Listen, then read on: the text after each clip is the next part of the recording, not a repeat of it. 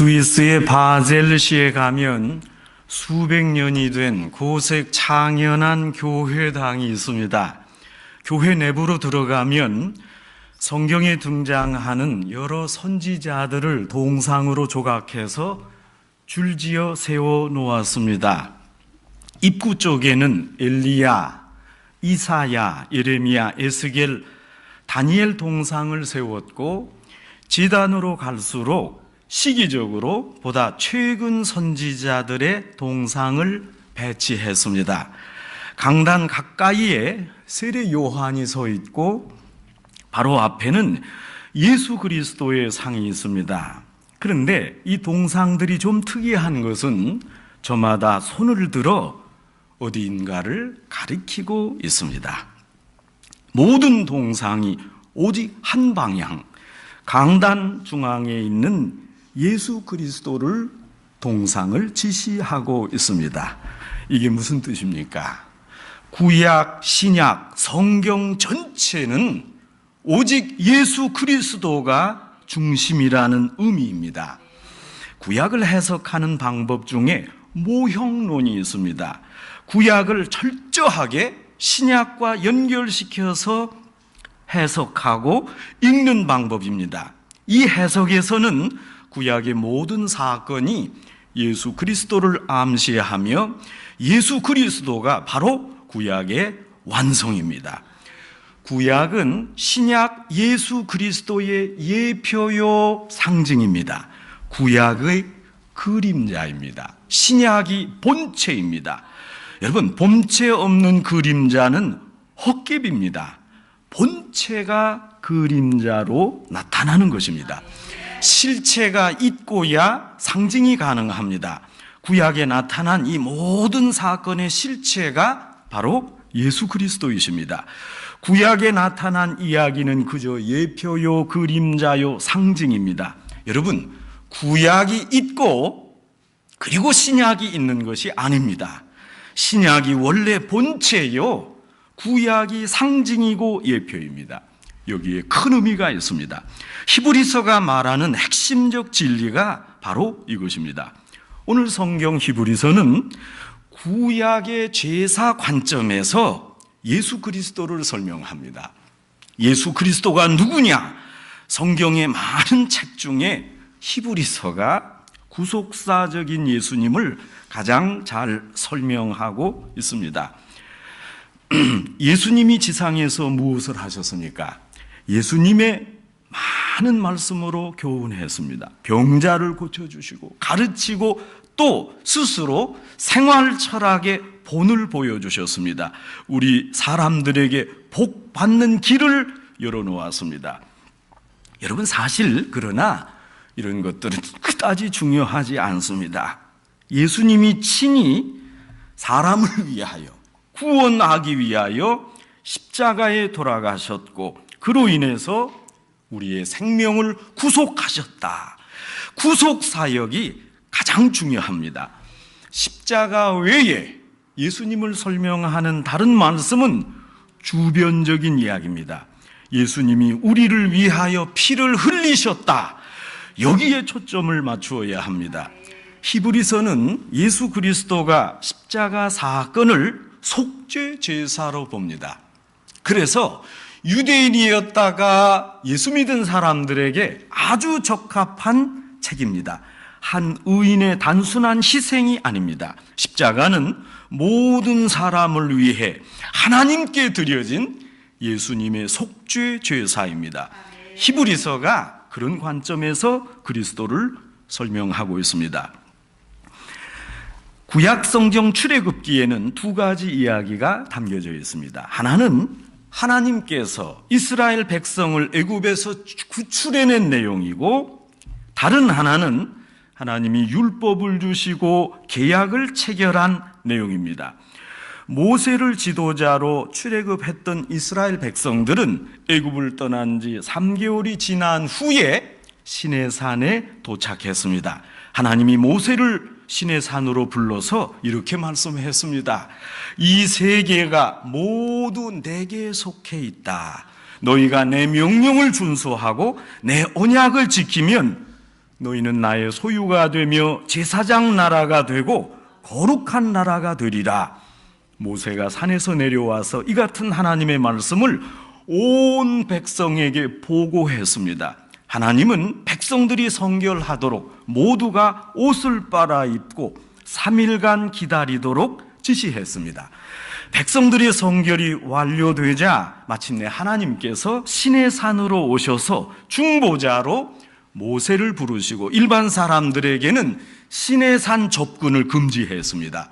모세가 40일 동안 시내 산에서 십계명을 비롯한 모든 계명과 율법과 제사 제도를 받게 됩니다. 여러분, 이것이 바로 옛 언약, 첫 번째 언약입니다. 그런가 하면 새 언약이 있습니다. 하나님께서 그 큰 구원을 따라서 자신의 독생자 예수 그리스도를 이 땅에 보내셨습니다. 새 언약의 내용은 예수 그리스도 자신이 제사장이요 제물이 되었다, 그 사실입니다. 여러분, 그것도 옛 언약에 나오는 제사장과 제물과는 달리 그저 예수 그리스도 한 분이 완전한 제사장이요 완전한 제물이라는 사실입니다. 여러분, 옛 언약에서 하나님이 제사를 드릴 때, 하나님께 제사를 드릴 때 적어도 세 가지가 필수였습니다. 첫째, 제사장입니다. 제주를 하나님께로 인도하기 위해서 제사장이 있어야 합니다. 구약 제사장으로 레위 족속을 임명했습니다. 내가 한번 제사장이 되고 싶다, 그래서 되는 거 아니었습니다. 사울 왕과 고라의 무리가 스스로 제사장 역할을 감행하는 실수를 저질렀습니다. 하나님이 지명한 제사장이 있습니다.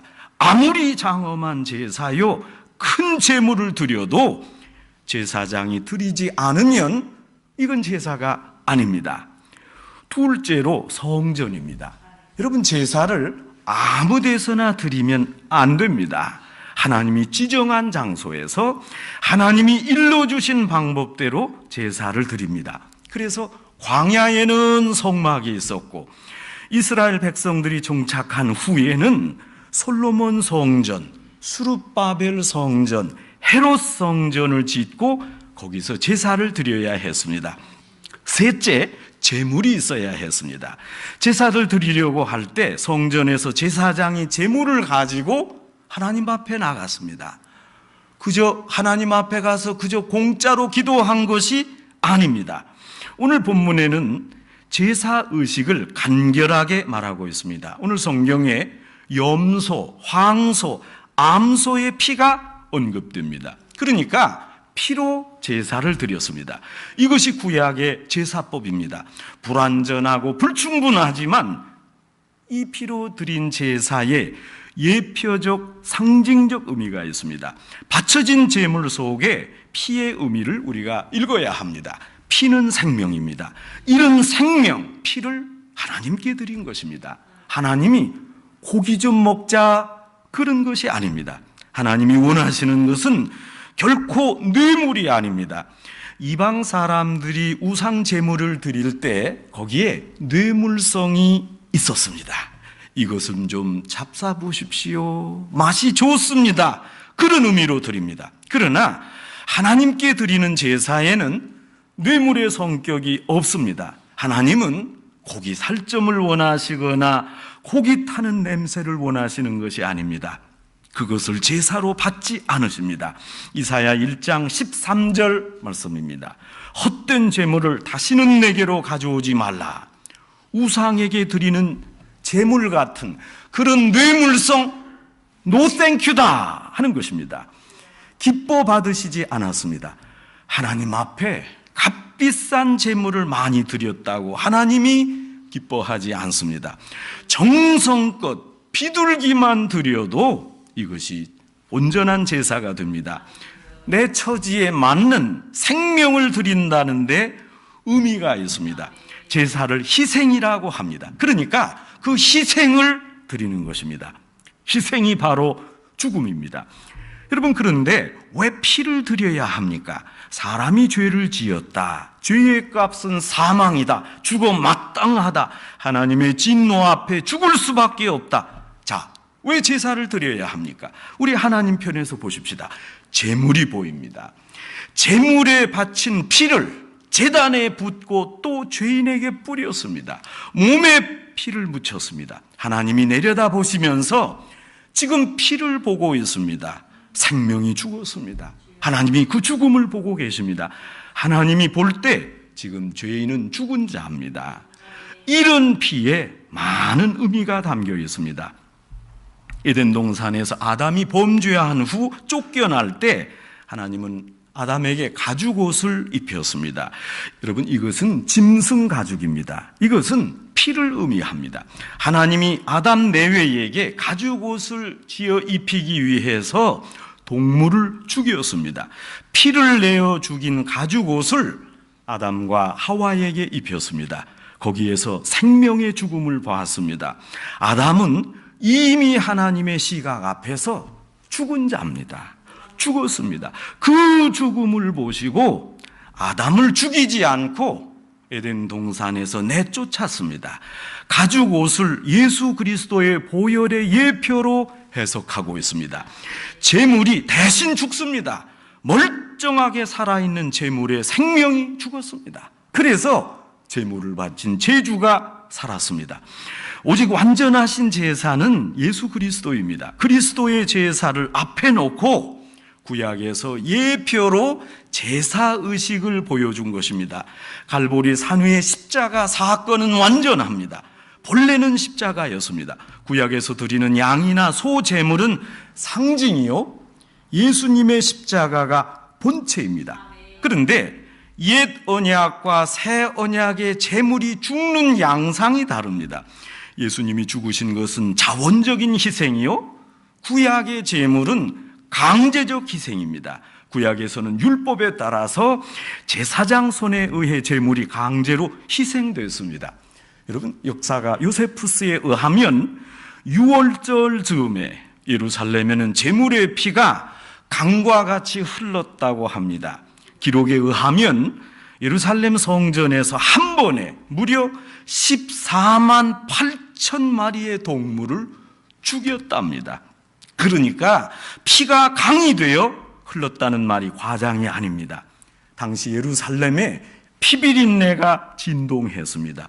이런 제물에 강제성이 있습니다. 그러나 예수님은 자원적으로, 자발적으로 십자가에 달리셨습니다.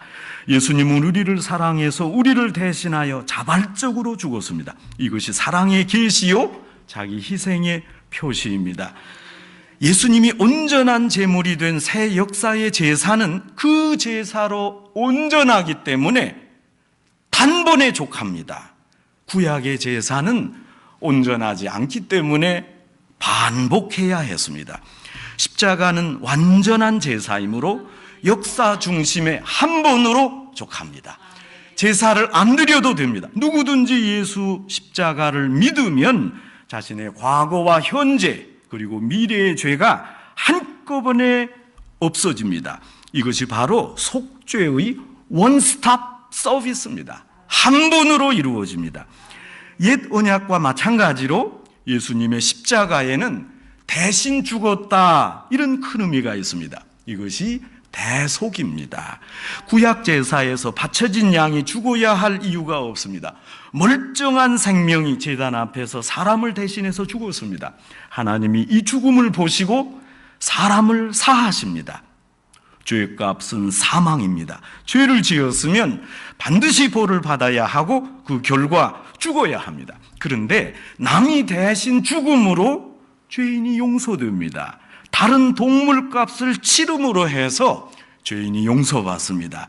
새 언약에서는 예수님의 죽음이 모든 값을 치릅니다. 너무 간단하고 너무 쉽고 너무 고맙습니다. 제가 이전 서울에서 시무할 때 교회 근처에 아주 유명한 설렁탕집이 있었습니다. 제가 이제 급하게 식사를 할 때 그 설렁탕집에 갔습니다. 다 준비됐으니까 그저 시키기만 하면 나왔습니다. 그런데 한 번은 식당에 가서 자리에 앉았는데 바로 제 뒤편에 칸막이가 있었고 그 뒤로 커다란 방이 있었습니다.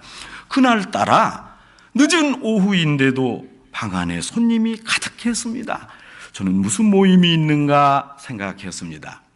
제가 주문한 설렁탕을 이제 먹고 있는데 보이지는 않습니다. 어느 분이 방에서 나가는 소리가 들렸습니다. 여자분이었습니다. 이 여자분이 구두를 신더니 그 하의 실로 똑똑똑 하는 소리를 내면서 현관 쪽으로 가는 듯 했습니다. 보이지는 않지만 소리로 할 수 있지 않습니까? 물론 칸막이가 되어서 보이지 않았습니다. 근데 조금 있으니까 그 구두 소리가 똑똑똑똑 커지면서 제 쪽으로 다가오는 것 했습니다. 고개를 들어보니까 우리 교회 여집사님이었습니다. 저희 여전도에 모임이 있어서 들렀다가 저희가 급해서 먼저 갑니다. 저희가 좀 전에 전도사님 들어오는 거 봤습니다. 설렁탕 값은 제가 지불했으니까 드시고 그냥 가세요. 아주 고마웠습니다. 여러분, 그때 제가 설렁탕을 다 먹고 식당을 나설 때 돈을 지불하지 않았습니다. 왜냐하면 좀 전에 집사님이 이미 지불했기 때문입니다. 저는 그저 당당하게 나오면 됩니다. 그 이후에도 저는 그 설렁탕 집에 가면 구두 소리가 안 들리나, 또 누가 안 오나, 누가 값을 안 내주나 생각했습니다. 성도 여러분, 이제 당당합니다. 나는 죽을 수밖에 없는 죄인이지만 예수님이 나를 대신해서 죽으셨습니다. 다 지불해 주셨습니다. 내가 당해야 하는 벌이었지만 예수님께서 대신 당하셨습니다. 의인인 예수님이 죽고야 죄인인 우리가 살았습니다. 그래서 당당합니다. 재물이 죽을 때 재물을 드린 헌신자도 함께 죽습니다. 여러분, 예수님이 십자가에 못 박혀 죽은 것을 볼 때 우리도 함께 십자가에 죽는 것입니다. 사도 바울이 고백했습니다. 내가 그리스도와 함께 십자가에 못 박혔나니 그런즉 이제는 내가 산 것이 아니다. 내가 죽었습니다. 완전히 죽었습니다. 죽은 자가 말이 없습니다. 여러분, 세례 교육할 때 이거 배우는 겁니다. 침례교회에서 왜 침례합니까? 당신은 죽었다. 물에 빠지면 죽는 거 아닙니까? 그리고 다시 사는 것입니다. 죽은 자는 말이 없습니다. 우리가 하나님 앞에 나갈 때 이미 죽은 상태로 십자가에 가는 겁니다. 십자가 앞에서 다 죽은 사람입니다. 이것이 제사 드린 사람의 자세입니다. 이전에 김익두 목사님은 아주 유명한 깡패였습니다. 이분이 은혜 받고 목사님이 된 후에 크게 변했습니다. 이분은 전도할 때 외치는 전도 표제가 언제나 이러했습니다. 나는 죽었습니다. 나는 죽었습니다. 예수 믿으세요. 어느 날 이 목사님이 이렇게 외치면서 길을 지나는데 한 아주머니가 궁금해했습니다. 진짜 저 깡패가 죽었나? 어디 한번 보자. 부엌에서 설거지를 하다가 그 자신 물을 목사님 얼굴에 퍼부었습니다. 그 물을 다 맞고 김익두 목사님이 빙그레 웃으면서 말했습니다. 나는 죽었습니다. 내가 죽었으니 당신이 살았습니다. 내가 몇 년 전만 이런 일을 당해도 내가 당신 가만두지 않았는데 나는 죽었습니다. 내가 완전히 죽어야 됩니다. 내가 살아있다면 십자가 공로를 모르는 것입니다. 십자가를 쳐다볼 때 다 죽어야 합니다. 예수님이 우리 죄의 값을 손수 다 치르셨습니다. 그러니까 여기에 우리의 책임성이 따릅니다. 나를 대신해서 죽었는데 내가 그냥 막 살아서 되겠습니까? 이제 죽은 분을 위해 사는 마음이 필요합니다. 여러분, 이제는 나를 위해 죽으신 예수님을 생각하며 살아야 됩니다. 그분이 내 대신 죽어서 내게 생명을 주셨는데 생명의 은혜를 갚지 않고 제 멋대로 살아서 되겠습니까? 미국 중서부 어느 마을 하이겔 마이너의 무덤의 비문이 아주 특별합니다. 죽은 자에게는 찬사를, 산 자에게는 추억을, 후손에게는 감명을. 오래전에 하이겔이 동생과 함께 학교를 마치고 집으로 돌아오다가 눈이 내리는 폭풍 속에서 그만 길을 잃었습니다. 여러분, 미국 중부서부는 눈이 오면 왕창 오지 않습니까? 화끈하게 옵니다. 비가 오면 그저 살살 내리는 게 아닙니다. 집으로 가는 방향을 도저히 찾을 수가 없었습니다. 폭풍이 몰아치고 동생이 추워하니까 형이 옷을 벗어서 동생에게 입혔습니다. 눈몰아치는 속에서 동생을 꼭 끌어 안았습니다. 한참 후 눈보라가 그친 두 살펴보니까 형이 앉아서 얼어 죽었는데 가슴에 옷으로 감싼 동생은 살아 있었습니다. 동생 대신 형이 죽었습니다. 죽은 자에게 찬사를, 산 자에게 추억을, 후손에게는 감명을. 사실 동생은 이미 죽은 목숨 아닙니까? 그러나 형이 희생해서 동생을 살렸습니다. 그러므로 이제는 동생이 자기를 위해 살지 않고 자신을 위해, 죽은 자를 위해서 살아야 하지 않겠습니까? 동생에게는 이것이 잊혀지지 않는 추억이 돼서 형의 목까지 성실하고 풍성하게 살아야 합니다. 이것이 제사의 의미입니다. 당연히 죽어야 할 사람이 여기 버젓이 살아있는데 억울하게 다른 사람이 죽었다면 이제 내가 그 죽은 사람을 위해서 살아야 합니다. 거저 얻은 생명을 가지고 살아야 합니다. 새 언약의 제사장이신 예수님은 자기 피를 바치며 스스로 제물이 되어서 십자가에서 자원적으로 죽으셨습니다. 이것이 가장 합당한 제사입니다. 성도 여러분, 십자가를 볼 때마다 우리 각자에게 부여된 새로운 의무를 생각합시다. 우리 모두가 십자가에서 이미 죽었으되 깨끗이 죽었고 이제는 산 생명은 덤으로 얻은 것입니다. 성도 여러분, 온전한 제사장, 온전한 제물이신 예수 그리스도를 구주로 섬기고 새 생명을 가지고 책임 있는 인생을 사시기를 주님의 이름으로 축원합니다.